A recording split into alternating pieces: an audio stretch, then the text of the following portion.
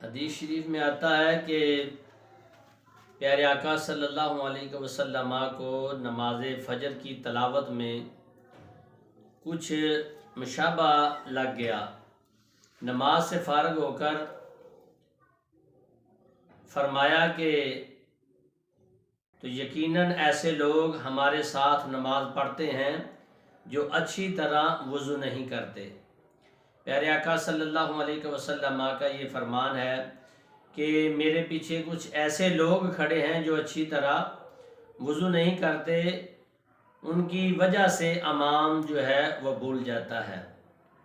اس لیے اعضائے وضو جو ہیں اسے تسلی سے ترتیب سے جو ہے وہ دھونے چاہیے، مگر اتنی جلدی نہ کریں کہ دھلے ہوئے اعضاء خشک جو ہے وہ ہو جائیں، خشک نہ ہونے پائیں، اور اعضاء کو مقررہ حد سے کچھ آگے تک دھوئیں، مگر پانی مناسب مقدار میں استعمال کریں۔ تمام اعضاء وضو کو تسلی سے دھوئیں، اور انگوٹھی وغیرہ ہو تو اسے اچھی طرح ہلا لیں۔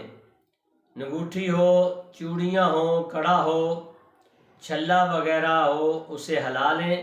ناخن، پالش، آٹا اور جمی مٹی کو ہر جگہ سے بالخصوص ناخنوں کے نیچے سے ضرور اتاریں تاکہ کوئی جگہ خشک نہ رہے، اور اگر کوئی جگہ ناخن برابر حتیٰ کہ سوئی کے سرے سے برابر بال برابر بھی کوئی جگہ خشک رہ گئی تو وضو نہ ہوگا۔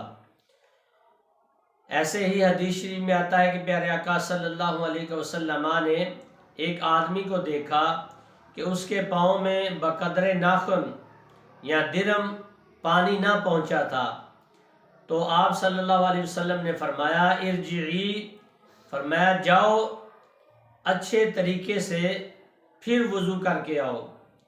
چنانچہ اس نے دوبارہ وضو کیا۔ دوسری حدیث شریف میں آتا ہے کہ جان سے پیارے آقا صلی اللہ علیہ وسلم نے فرمایا خشک ایڑیوں کے لیے جہنم کا عذاب ہے، تو اس لیے اچھی طرح پانی جو ہے وہ بہانا چاہیے، کوئی خشک جگہ نہ رہ جائے۔ وضو کے بعد پانی کے قطرے ہاتھ چھٹکنا، نچوڑنا، داڑھی نچوڑ کر اپنے لباس پر یا مسجد میں ہرگز نہیں گرانے چاہیے، یہ مکروہ ہے۔ لہٰذا کسی کپڑے سے زائد پانی پونجھ لیں۔ حدیث شریف میں آتا ہے کہ پیارے آقا صلی اللہ علیہ وسلم ایک رومال یا کپڑے سے وضو کے بعد اعضاء کا زائد پانی پونجھ لیتے تھے، اور فرمایا حدیث شریف میں آتا ہے کہ وضو کرنے کے بعد کپڑے، رومال، تولیہ وغیرہ سے اعضاء پونجھ لیں تو اس میں حرج نہیں، اور نہ پونجیں تو بھی درست ہے، مگر رگڑ رگڑ کر جسم کو بالکل خشک نہ کریں۔ حدیث شریف میں آتا ہے کہ اعمال کے ساتھ وضو کا بھی وزن کیا جائے گا، جیسے اعمال تولے جائیں گے ایسے ہی وضو کا جو ہے وہ وزن کیا جائے گا۔ پھر نماز تحیۃ الوضو، وضو کے بعد نماز تحیۃ الوضو پڑھنی چاہیے، جسم پر تری باقی رہنی چاہیے اگر نماز تحیۃ الوضو پڑھنی ہے۔ دوران وضو درود پاک اور کلمہ شریف پڑھتے رہنا چاہیے۔ دنیاوی باتوں سے بچ کر اپنا وضو مکمل کریں تو یہ آپ کا کامل وضو انشاءاللہ تعالی ہو جائے گا۔ تو عورت کا وضو، سیدہ عمہ عائشہ صدیقہ رضی اللہ تعالی عنہا نے وضو فرمایا تو باقی وضو بالکل اسی طرح کیا جیسے مرد کرتے ہیں، البتہ سر کے مسح کے لیے حدیث شریف میں ہے کہ آپ نے اپنا ہاتھ مبارک سر اقدس کے اگلے حصے پر رکھا اور سر اقدس کے آخری حصے تک ایک دفعہ پھیرا، یعنی کہ اس طرح یہ مکمل ہاتھ رکھا اور ایک دفعہ اسے پھیرا۔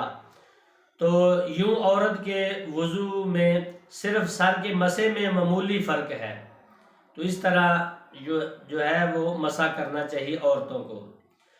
محترم سامعین، حدیث شریف میں آتا ہے کہ پیارے آقا صلی اللہ علیہ وسلم جب وضو فرماتے تو ابتدا میں بسم اللہ شریف پڑھتے تھے۔ حدیث شریف میں ہے کہ جب وضو کرنا چاہو تو اعضاء کو دائیں جانب سے دھونا شروع کرو۔ پیارے آقا صلی اللہ علیہ وسلم نے تین بار اعضائے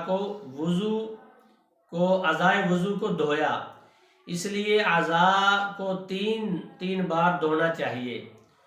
جو ایک بار اعضائے وضو دھوئے تو یہ ضروری فرض ہے، فرض بات ہے۔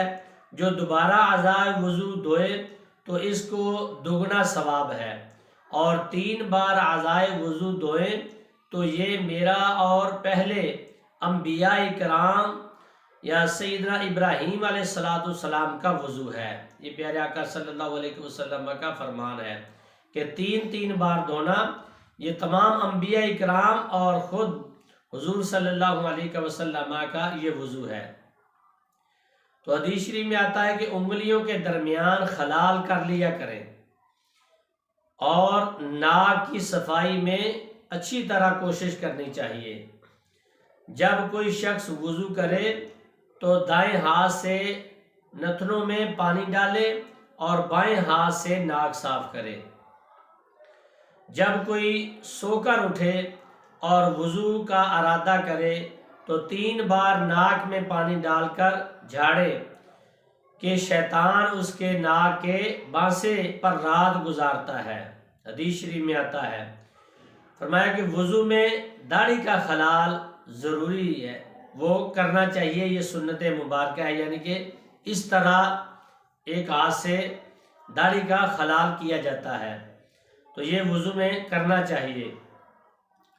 اور خود بھی حدیث شریف میں ہے کہ آپ صلی اللہ علیہ وسلم وضو میں اپنی داڑھی پاک کا خلال کیا کرتے تھے۔